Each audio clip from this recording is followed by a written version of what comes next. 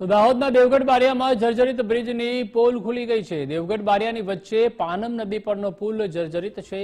દુધિયા ગામનો પુલ અત્યંત જર્જરિત હાલતમાં છે, ત્યારે ગમે ત્યારે મોટી દુર્ઘટના સર્જાવાની સ્થાનિકોને ભીતિ છે। પુલની બાજુમાં જ ચાલી રહ્યું છે પૂરજોશમાં રેતી ખનન। જર્જરિત પુલ પરથી પસાર થાય છે ખૂબ જ ઓવરલોડ વાહનો। દેવગઢ બારિયાની જે ઉજ્જવળ નદી છે દુધિયા ગામમાં આવેલી છે, એ ઉજ્જવળ નદીના ઉપરનો જે પુલ છે એ અત્યંત જર્જરિત હાલતમાં છે। તમે જોઈ શકો છો તે પ્રમાણે તેના પુલના ઉપરથી સરિયા પણ નીકળી જવા પામ્યા છે। છેલ્લા 3 થી 4 વર્ષથી જે આ પુલ છે એકદમ જર્જરિત હાલતમાં છે। અહીંના સ્થાનિક લોકોએ પણ રજૂઆત કરી છતાં તંત્રનું પેટનું પાણી નથી હલતું। આપણી સાથે અહીં ગ્રામજનો છે, ગ્રામજનો સાથે પણ વાત કરીશું પુલના વિશે શું કહેવા માંગે છે। તે શું નામ છે સર તમારું? ગણપતભાઈ હીરાભાઈ। શું છે આ પુલની પરિસ્થિતિ એકદમ ખરાબ છે। હમણાં વધારે થોડોક વરસાદ પડવાથી એકદમ જર્જરિત થઈ ગયેલું છે અને ખાડા એકદમ પાણીના આમ નિકાલ થાય એવું નથી, એટલે પુલનું ઉપર પાણી રહે છે।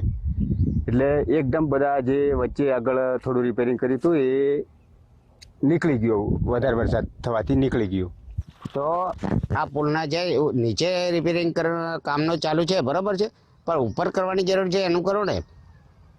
અમારું એ કેવું છે પુલ છે ને આના ખાબડા બધા નીકળી ગયેલા છે, બધા એના ઉપરના પોપડા નીકળી ગયેલા છે।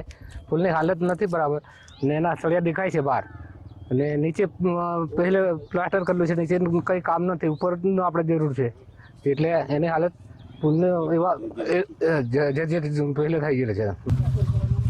ચોક્કસથી અહીંના જે સ્થાનિક લોકો છે તે કહી રહ્યા છે કે જે આ પુલ જે કેમેરામેનને કહીશ કે જે આ પુલ છે પુલના દ્રશ્યો બતાવે। આ જે પુલ તમે સામે જોઈ રહ્યા છો તે ઉજ્જવળ નદીનો પુલ છે। આ ઉજ્જવળ નદીના પુલના અંદર જ્યાં જુઓ ત્યાં ઠેર ઠેર પાણીના ઢાબરા ભરાઈ ચૂક્યા છે અને ક્યાંક ને ક્યાંક આસપાસ તો સરિયા છે તે પણ સરિયા પણ બહાર નીકળી જવા પામ્યા છે। ત્યારે સરિયા નીકળતા અહીંના મોટા વાહનો હોય છે, ત્યારે મોટા વાહનો નીકળતા હોય છે, ત્યારે અહીં પુલ જે વાઇબ્રેટિંગ કરતું હોય તે પ્રકારના દ્રશ્યો અહીં ગામજનો દ્વારા કહેવામાં આવી રહ્યા છે। ત્યારે આ વાઇબ્રેટિંગ કરતા દ્રશ્યો ક્યારેક મોટી હોનારો સર્જે તે પ્રકારનું હાલ અહીં જોવાઈ રહ્યું છે અને કેટલીક વાર તો આ પાણી ભરાવાના કારણે અકસ્માતો બી થાય છે, કેમ કે પુલના અંદર કેટલા ખાડા છે અને કઈ રીતનું ડીપ છે એ અંદાજ આવતું નથી, જેને લઈને બાઇક સવાર હોય છે તે લોકો પણ અકસ્માતને ક્યાંક ને ક્યાંક નોતરું આપતા હોય છે।